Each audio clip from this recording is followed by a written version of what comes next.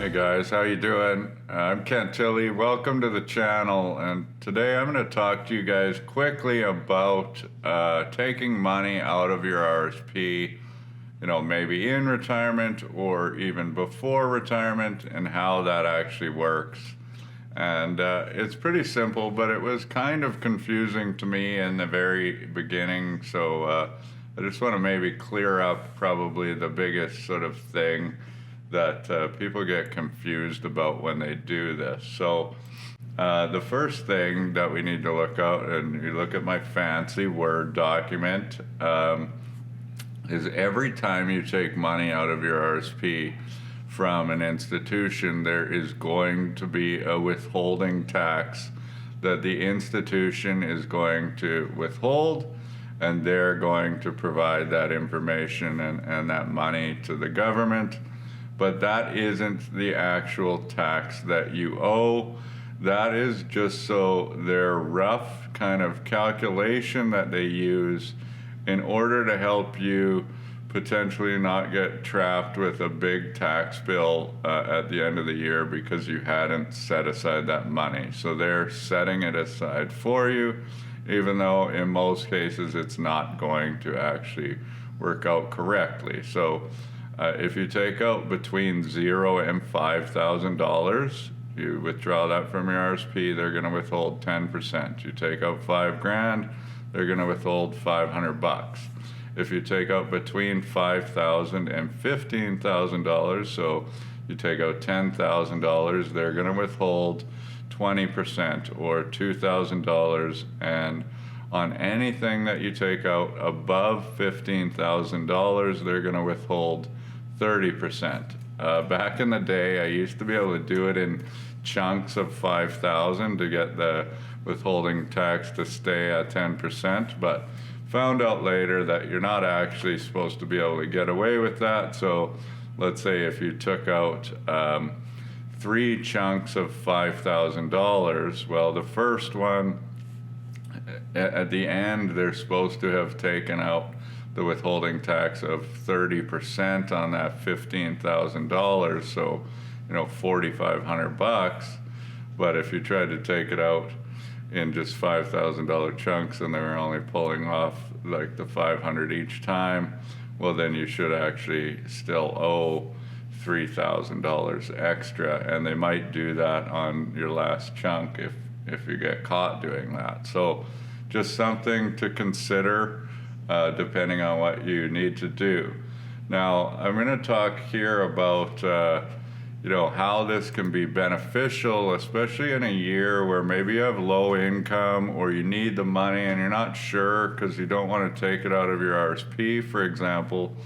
But if you maybe got laid off from your job, you don't have any income, you need money, now might actually be a good time to use your RSP for some of that. For example, when I started K4, I didn't have any money and I didn't have any income. So one thing that I did do was take money out of my RSP to fund my lifestyle and my bills and everything else, when I could basically almost take it out tax-free.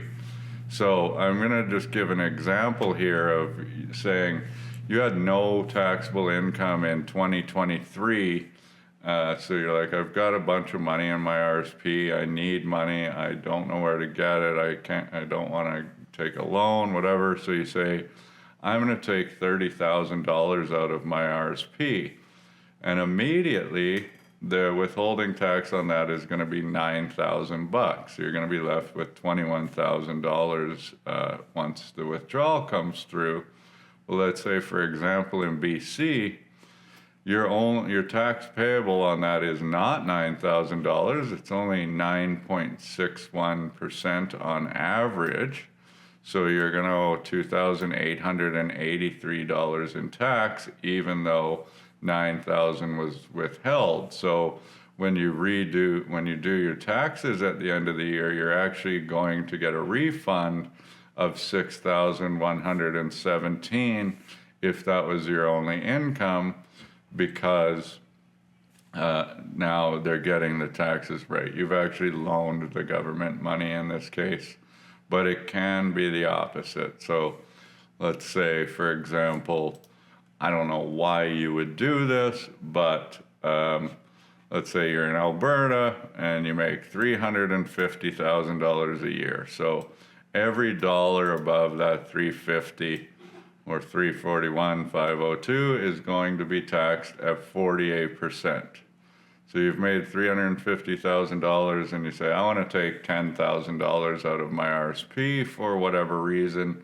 So you do that, the withholding tax on that is 20%, so they're going to hold back $2,000, but you actually owed 48% on that, and so you've only paid 20.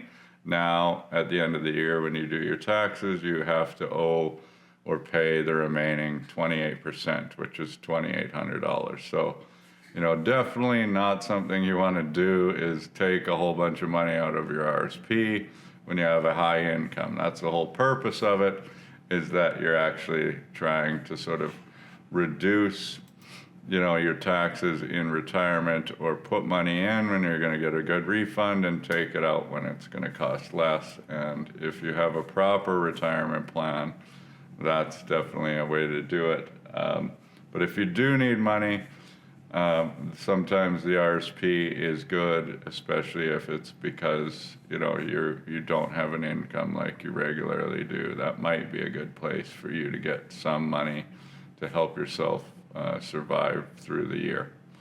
Anyway, hope you learned something. If you did, please like and subscribe. You can always come to us for advice. K4 is the home of the $500 financial plan. I think it's the best fee-for-service value in the country. I certainly hope it is, and hope we'll see you guys again soon. Cheers.